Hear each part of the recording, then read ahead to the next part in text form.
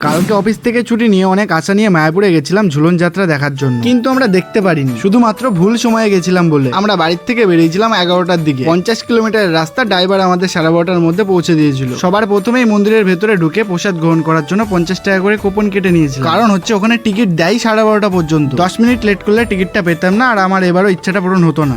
ইচ্ছাটা কি পরে বলছি, আগে তোমাদের গোশালাটা দেখাই। আমার এটারও দেখার খুব ইচ্ছে ছিল। অনেকের মুখেই শুনেছিলাম কয়েকশো গোমাতা নাকি অনেক সুন্দরভাবে যত্ন সহকারে লালন পালন করা হয়। কালকে দেখলাম সত্যিই তাই। আসলে বন্ধুরা, আমি কালকের আগে 4 বার মায়াপুরে গেছিলাম, কালকে দিয়ে হয়েছে 5 বার। কালকেই প্রথমে গোশালাতে গেলাম, খুবই সুন্দর লেগেছে। তারপরে ওখান থেকে বেরিয়ে সামনের স্টল থেকে ক্ষীর খেয়ে আমরা চলে গেছিলাম আমাদের মেন উদ্দেশ্যে, মায়াপুরের ঝুলন যাত্রা দেখা। গিয়ে দেখি যেখানে ঝুলন হয় সেখানে কেউ নেই, পুরো ফাঁকা। তারপরে ওখানে একজনা বললো মন্দির থেকে ঠাকুর ওখানে সন্ধ্যে 7টায় নিয়ে যায় আর রাত 9টায় নিয়ে চলে আসে। তারপরে আমরা চলে গেছিলাম মন্দিরের পেছন সাইডে। তোমরা হয়তো মায়াপুরে গিয়ে এই জায়গাটা দেখেছো, ছবি আর ভিডিও করার জন্য খুব সুন্দর জায়গা। তাই আমরাও ওখানে গেছিলাম কিছু ছবি আর ভিডিও করার জন্য। কিন্তু হঠাৎ করে এরকম বৃষ্টি এসেছিল না, কি আর বলবো। যত মানুষজন ছিল ওখানে প্রায় সবাই ভিজে গেছিল, দাঁড়ানোর জায়গা পাইনি। তখন বাজে দুপুর 2:30 মতো। একটা গাছের নিচে ছাতা নিয়ে আমরা 3 জন দাঁড়িয়েছিলাম। এত তাড়াহুড়ো করে বৃষ্টি এসে কোথাও যাওয়ার আর সময় পেয়েছিলাম না। এদিকে আবার খিদেও পেয়ে গেছিল। আরো যেখান থেকে খাওয়ার কুপন কেটেছিলাম ওখানে কাউন্টারে যিনি বসেছিলেন বলেছিলেন 12:30টা থেকে 4:30টার মধ্যে আসতে হবে। সেই জন্য বেশি দেরি না করে সবাই মিলে বেলা 3টের দিকে খেতে চলে গেছিলাম। গিয়ে দেখি আমাদের আগে 200-300 জন লাইনে দাঁড়িয়ে আছে। সেই বৃষ্টির মধ্যে কিছুক্ষণ দাঁড়ানোর পরে সবাই মিলে ভেতরে ঢুকলাম। গিয়ে দেখি 700 থেকে 1000 লোক একবারে বসাচ্ছে। বন্ধুরা, 50 টাকায় কি কি খেতে দিয়েছিল পরের ভিডিওতে দেখাচ্ছি। আগে এই ভিডিওটা লাইক করো আর কমেন্টে জানাও তোমাদের মধ্যে কে কে আমাদের মতো মায়াপুরে গিয়ে লাইনে দাঁড়িয়ে কুপন কেটে খেয়েছো।